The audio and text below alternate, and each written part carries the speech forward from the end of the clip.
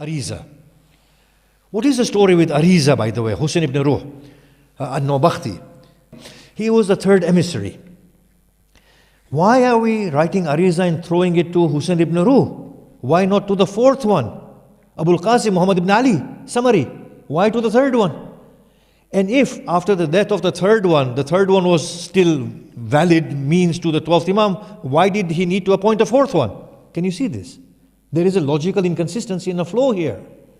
If the third one can serve after his death as an emissary taking our letters to the 12th Imam, then he could have served after his death, and the 12th Imam need not appoint the fourth one, his successor. Now, one of the reasons there is that maybe he was taking the communications in that time from the people to the 12th Imam. And in one of the miracles, I think I've heard this somewhere, I need to check it out if it's there in the book of Tusi Ghaiba, that one of the signs that this great man had was that he could read blank papers and translate them. There's a blank paper, somebody is just writing with their finger, and he could just read it and then translate it. I mean, that's a sign. I'm sorry I laughed there, but that was because of my appreciation of it. So I think that's why we still write with our fingers on Ariza, don't we? We are told, write in any language, and to be honest with you, when you throw that in the water, the fish eat and then the ink goes anyway, so it becomes blank. Can you see this? If you write with ink, I don't think it's getting anywhere. So he could write, he could read blank letters. So I think maybe this theology is emanating from there. It has no solid foundation or basis. Now, I want to leave us with a problem. But the Arizas are getting answered. People are mystically and miraculously being helped. Masjid Sahla and Masjid Jamkaran are curing people of their diseases and their sicknesses. They have mysterious experiences there. Well, what about all of that? We stated, now, Ariza do not have any place within religion in the sense that we can have verifiable texts. Now, to go through this a little bit today, yet the Arizas are responded to. Jamkaran has no valid place in religion, yet people get cured, find answers at Jamkaran. So what does that say then? Does that mean that they are parts of religion and that they have been verified by our Imams, or is there something else going on, and is there any other explanation? Now, if we just look at the Ariza issue, as I said, we will not be concerned with the scrutiny of the chain of hadith. We have in Al-Atiq Al-Gharawi, the hadith from Imam Baqir, in which he says to his companion, he says, and when you are in difficulties or you have a need from Allah subhanahu wa ta'ala, then in that case, write your need to Allah subhanahu wa ta'ala. Fast on a Thursday, come out on the morning of Friday. When you write your need to Allah subhanahu wa ta'ala on a piece of paper, then close the piece of paper and then throw it inside the sea. Stand in a way that you are facing the Qibla. And then say Bismillah ar-Rahman ar-Rahim and do salawat on the Prophet and his family, and then pray to Allah subhanahu wa ta'ala. Now, this was a method of Ariza taught by the fifth Imam, which was purely God-centric. Then we have a report from, I believe, the second Naib of the Imam, the 12th Imam, in which he said that a letter came to the 11th Imam, and the 11th Imam read the letter, in which it said that I am in a lot of difficulty. The 11th Imam replied to him, he said, Allah is testing you. Be patient. However, if you wish, you may write your troubles to Allah on a piece of paper. Take it to the shrine of Imam Hussein, raise that piece of paper and say, plead with Allah subhanahu wa ta'ala. Then put it in a place that nobody knows where it is. In both of these hadiths, we are seeing a very God-centric practice within Ariza itself. Then we get two ahadith from Imam Sadiq Salamullah alayh in Misbah al-Kaf'ami. Now, in these ones, the Imam Sadiq says that write the Ariza. throw it in running water, or throw it inside a well. However, Imam Sadiq says, write the name of the Prophet, Imam Ali, Al-Hassan, Al-Hussein, and the rest of the Imams. Now here is problem, that if the Imams' names were known at the time of Imam Sadiq Salamullah alayhi, then why was there so much confusion in the period of Hayra, the period of confusion from the period of occultation till 100 years? If the names were known of the Qaim and Mahdi, then why did Ja'far, the uncle of Mahdi, claim Imama?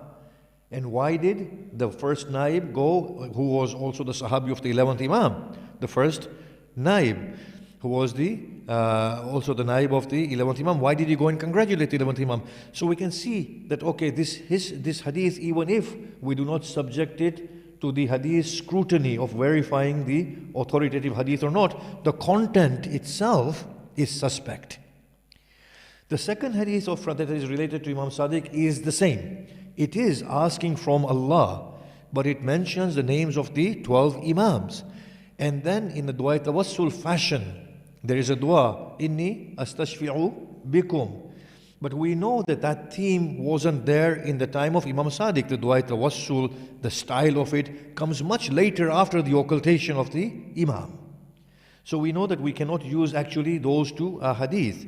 So even though we do not subject them to the scrutiny of the chain, the theme in itself is so not in sync with what was happening at that point that we cannot at all take them even at a point of consideration. So now comes the hadith that is narrated in Biharul Anwar, in which Majlisi says, the Ariza that we have at present, now that is not God-centric at all. This Ariza is addressed to the 12th Imam directly. Then after addressing the 12th Imam, he says, now write your hajat here. And then there's a prayer again being made to the 12th Imam or to Allah for the 12th Imam, but the haja is being asked of the 12th Imam. Then Majlis says that fold it up, put it in such and such a substance, and before you're going to throw it inside the sea, call upon any one of the 4 Nawab, either the first or his son the second, or Hussein ibn Ruh third one, or Abul Hassan, Muhammad ibn Ali, Samari, the 4th one. Call any one of those 4 and say to them that you are gates and doors to the 12th Imam. And I believe that you will communicate with the 12th Imam after your death as you did so in your lifetime. Now this Ariza is totally alien to everything that theology has taught us. It is not God-centric, it is not addressed to God, it is addressed to the Imam. And then the messenger are one of 4 people who have all passed on. And there is no text saying that these people are intermediaries between an Imam who is in major occultation by assumption in their time of death. So we can see it's totally suspicious and it doesn't work. It's totally inconsistent and it is very unproductive in that way because it distracts the minds from God's centricity and brings it into a fold of Imam centricity.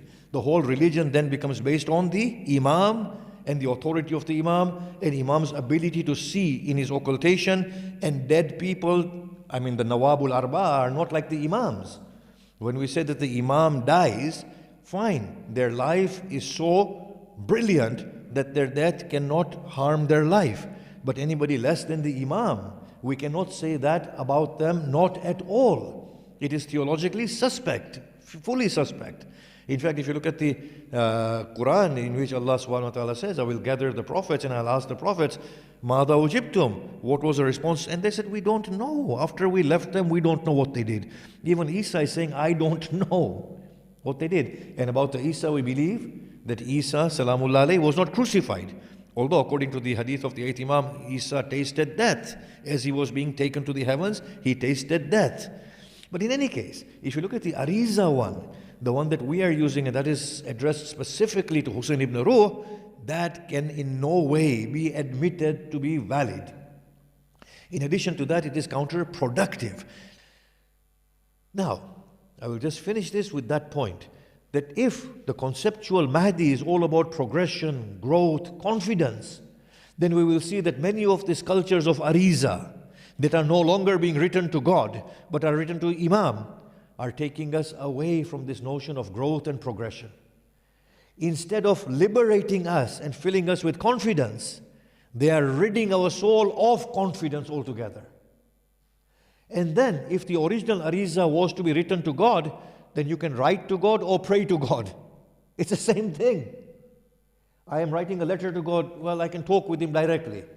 But I suppose if a person writes to God and goes to a shrine, then maybe the intensity of the prayer is deeper in that way because of that symbolism.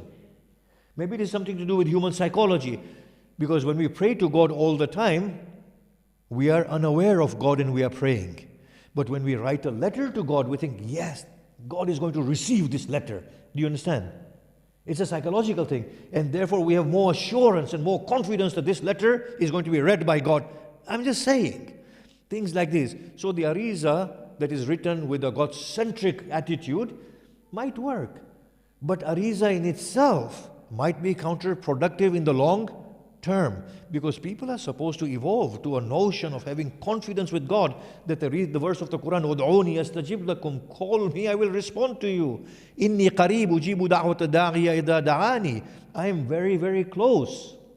I will respond to the one who calls me. You will ask me then, that what about then Imam Baqir is saying, then throw this Ariza inside facing the Qibla and make a prayer. Well, maybe there is a Sufi form of Khidri hierarchy. Maybe those creatures are looking. I'm not trying to encourage Arizas in any way whatsoever.